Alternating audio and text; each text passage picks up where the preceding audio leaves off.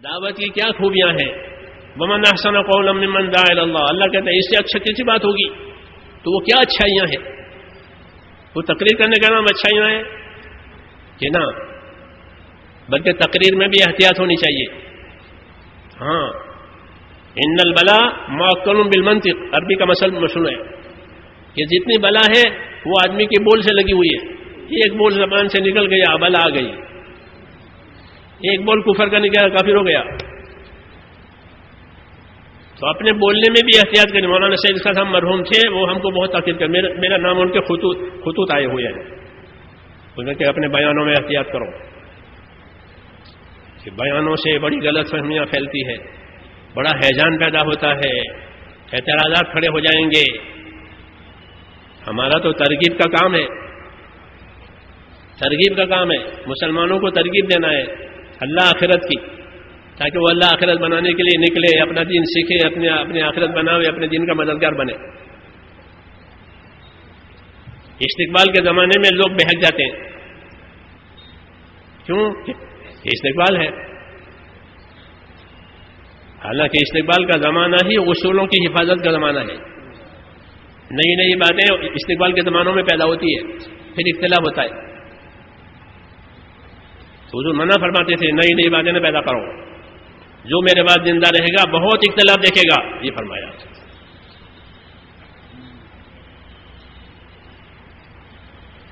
تو ہم احتیاط کریں اپنے باتیں میں، اپنے بولنے میں، اپنے برتاؤ میں، تاکہ دعوت اپنے محاسن، اپنے خوبیوں کے ساتھ واضح ہو کہ دعوت کی کیا محاسن ہے، دعوت کی کیا خوبی ہے. کہ سب سے پہلے دعوت کی خوبی ہے دعوت دینے والوں کی نیت کی خوبی، کہ ان کی نیت صحیح ہونی چاہیے، کہ وہ سوائے اللہ کی رضا کی، سوائے اپنے آخرت بنانے کے ان کے دل دماغ میں کچھ نہ ہو. یہ تاکید کی ہے کہ کام کرنے والا صرف اللہ اور آخرت کو سامنے رکھے. بس جس کے سامنے اللہ آخرت ہوگی پھر وہ ہر حال میں کام کرے گا. حسن نیت اس کو کہتے ہیں کہ حسن نیت پیدا کرو. یہ نیت کی خوبی کام کرنے والوں میں کہ کیوں کر رہے ہو، اعزاز مل رہا ہے اس لیے کر رہے ہو، خصوصیتیں مل رہی ہیں اس لیے کر رہے ہو، کہ اعزاز ملے نہ ملے، خصوصیت ملے نہ ملے، کوئی پوچھے نہ پوچھے، مجھے تو اپنی آخرت بنانی ہے. صحابہ دنیا میں گئے تو دنیا والوں سے یوں کہا کہ تمہارے ملک میں ہم تمہاری کرنسی کی وجہ سے یا تمہاری دنیا کی وجہ سے نہیں آئے ہیں، ہمارے عزائم تمہارے پاس آنے میں آخرت کے ہیں. یہ کہا آخرت کے عزائم کے ساتھ تمہارے پاس آئے ہیں. انما ہممنا الآخرہ ولیست ہممنا الدنیا. ہم تمہارے پاس آخرت کے عزائم لے کر آئے ہیں کہ تمہاری بھی زندگی بن جاوے، ہماری زندگی بھی بن جاوے، اور ہماری اور تمہاری آخرت بنے. ہمیں تمہاری دنیا سے کوئی مطلب نہیں ہے، تمہارے مالوں سے ہمارا کوئی تعلق نہیں، تمہارے عورتوں سے ہمارا کوئی تعلق نہیں، تمہاری تعریف سے ہمارا کوئی تعلق نہیں. ہماری تعریف کرو ہے نا. انما ہممنا الآخرہ. جو آخرت کو سامنے رکھ کر چلے گا وہ فتنے سے بچے گا. جی ہاں، عبداللہ ابن عمر جب خلافت راشدہ ختم ہو گئی تو کھڑے ہو گئے فتنے بڑے بننے کے لیے. تو ایک آدمی کہہ رہا تھا کہ اس کا ہم سے زیادہ حقدار کون ہے، یعنی حکومت کا اور اس کا. یہ کہہ رہا تھا اپنے تیز روٹ پر سوار ہو کر آ رہا ہے. اس وقت میں تیز روٹ ایسے تھے آج کے زمانے کی بہترین کاریں ہوتی ہے، ایسے اس زمانے میں تیز روٹ ہوتے تھے، نجیب کہتے تھے اس کو، نجیب اچھا روٹ ایسا چلتا تھا. تو اپنے اچھے روٹ پر وہ کہا کہ اس کے یعنی اس عہدے کے حقدار ہم ہیں، ہم سے زیادہ حقدار کون ہے. یہ وہ کہہ رہا تھا اپنے روٹ پر بیٹھا ہوا، کیونکہ استقبال کا زمانہ ہے تو ہر ایک کو اپنی عزت اپنی بڑائی کا دھیان آتا ہے. ابن عمر سن رہے تھے. ابن عمر 7 برس کی عمر میں مسلمان ہوئے تھے اور سنت کے پورے پابند، حضور کی ہر ترتیب کے پورے پابند. تو وہ یہ کہہ رہا ہے کہ اس کا حقدار کون ہے. فرمایا میرے دل میں آیا کہ میں اس سے کہوں کہ اس کے حقدار تو وہ ہے جس نے تجھ کو تیرے باپ کو محنت کر کے اسلام میں داخل کیا، وہ اس کے حقدار ہے. لیکن میں نے یہ بات اس لیے نہیں کہی کہ مجھ کو اپنی آخرت یاد آئی کہ بولنے دو، میں نے تو جو کچھ کیا ہے آخرت کے لیے کیا ہے. تو ذکرت الجنت ونعیمہا فترکتھا، بخاری شریف کی روایت ہے کہ مجھے جنت یاد آ گئی، آخرت یاد آ گئی. چھوڑو اس کجے میں کون پڑے، اس کو بولنے دو. تو جو اللہ آخرت کو سامنے رکھے گا وہ نہیں پڑے گا فتنے میں.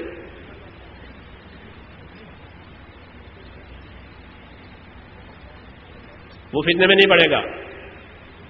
اس لیے حسن نیت دعوت والے کی، دین والے کی پہلی خوبی کہ اپنے ارادے سے آخرت چاہے کہ میری آخرت تو بہرحال بننی چاہیے، اور اس کے لیے حسن نیت.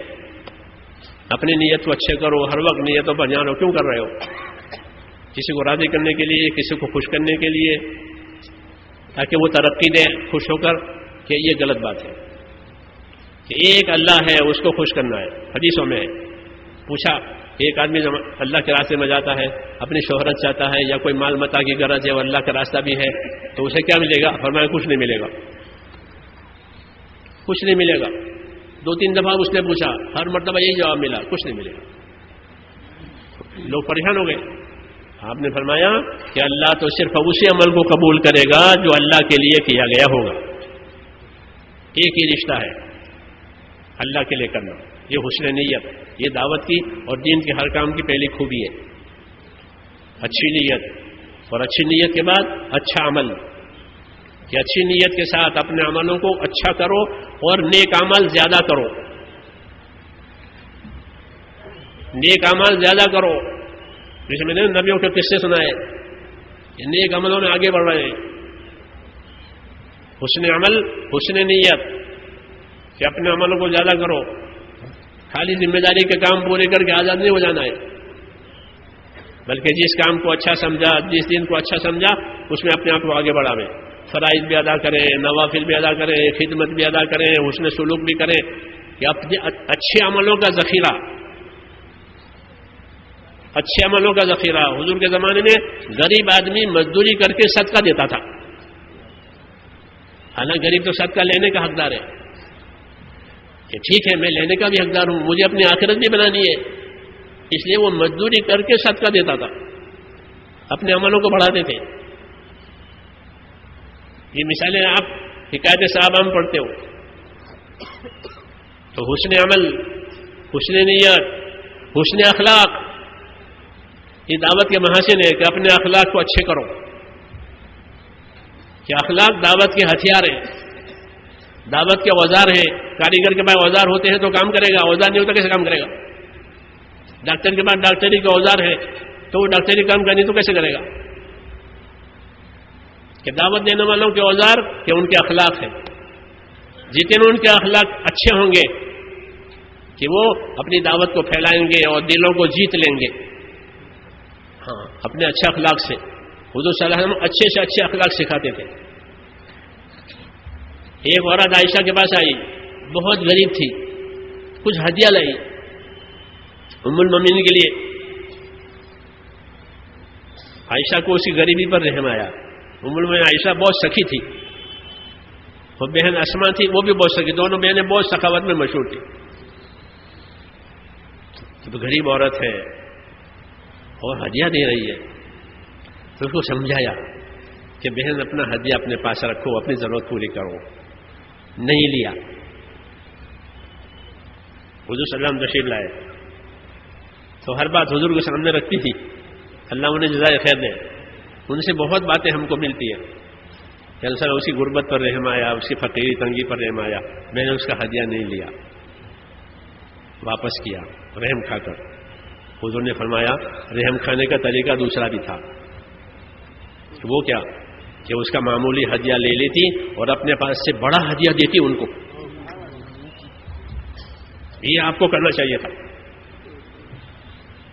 رحم کھانے کا مطلب تو اس کا دل بھی رہ جاتا کہ میں ام المومنین کے ہدیہ لائی، وہ بھی قبول ہو گیا اور ان کی طرف سے مجھے یہ برکت بھی ملی. حسن اخلاق، یہ حسن اخلاق کہلاتے ہیں.